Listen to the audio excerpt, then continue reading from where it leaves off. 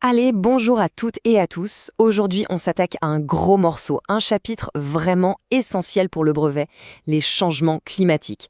Je sais, ça peut faire un peu peur, mais vous allez voir, on va décortiquer ça tranquillement ensemble et tout va devenir limpide. Prêt? Alors c'est parti. Pour commencer, regardez bien cette image. Un mammouth, des paysages gelés. Faut s'imaginer qu'il y a plus de 10 000 ans, chez nous, en France, ça ressemblait à ça. Un froid de canard, des glaciers, rien à voir avec aujourd'hui. Le contraste est assez dingue, non?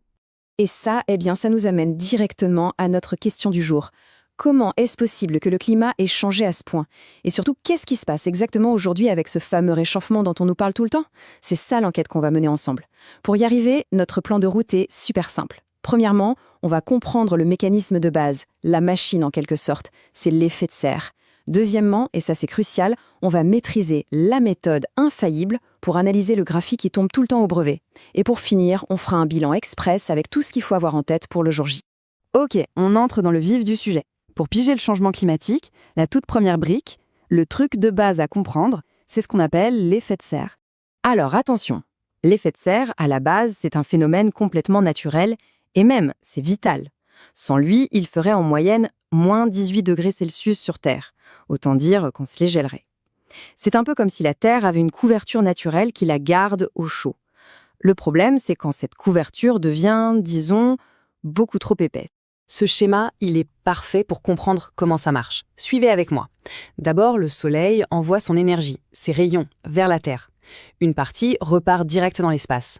Mais le sol, lui, il chauffe et il renvoie cette chaleur sous forme d'infrarouge.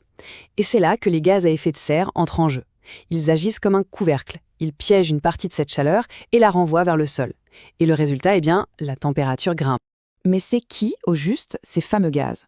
Ce graphique nous montre les principaux coupables liés à nos activités.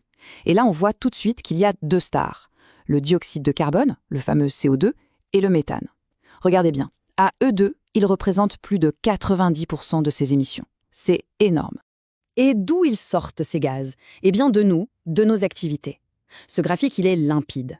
La production d'électricité et de chauffage, l'agriculture, l'industrie, voilà le trio de tête des plus gros émetteurs. On voit donc parfaitement le lien direct entre notre façon de vivre et l'augmentation de ces gaz dans l'atmosphère. Bon, attention, concentration. On passe à une partie ultra stratégique pour l'examen. Savoir analyser un document, c'est vraiment la compétence numéro 1 en SVT. Alors je vais vous donner une méthode en 3 étapes, super simple, super efficace, pour ne plus jamais paniquer devant un graphique. Et le voilà, le document star, celui qui tombe très souvent au brevet. Il nous montre comment la température et le CO2 ont évolué depuis 160 000 ans. Il a l'air un peu costaud comme ça, avec ses deux courbes, ses deux échelles, mais vous allez voir, avec notre méthode, il va devenir votre meilleur ami.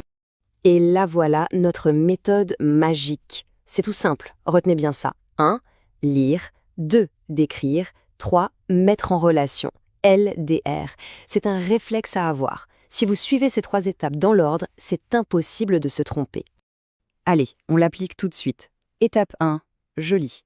On lit le titre, bien sûr, puis on regarde les axes. L'axe du bas, l'horizontal, c'est le temps en années. L'axe vertical à gauche, le jaune, c'est la quantité de CO2. Et celui de droite, le violet, c'est la variation de la température. Ça y est, on sait de quoi on parle. Étape 2. Je décris. Attention, ici, on fait le photographe. On ne cherche pas à expliquer, on dit juste ce qu'on voit. Point.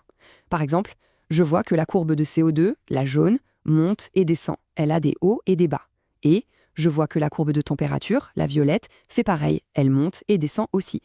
Et surtout, on remarque que les deux courbes ont l'air de danser ensemble, elles font les mêmes vagues. Et enfin, l'étape 3, la plus intelligente, je mets en relation. C'est là qu'on connecte les points. On constate que, bizarrement, à chaque fois que la courbe de CO2 est en haut, la courbe de température est aussi en haut. Et quand le CO2 est au plus bas, la température aussi. On voit bien que les deux évolutions sont liées, qu'elles sont synchronisées. La conclusion scientifique qu'on doit tirer de tout ça, elle tient en un mot-clé à retenir absolument. Il y a une corrélation entre la concentration en CO2 et la température. C'est le mot parfait à utiliser dans votre copie, ça montre que vous avez tout compris. Parfait.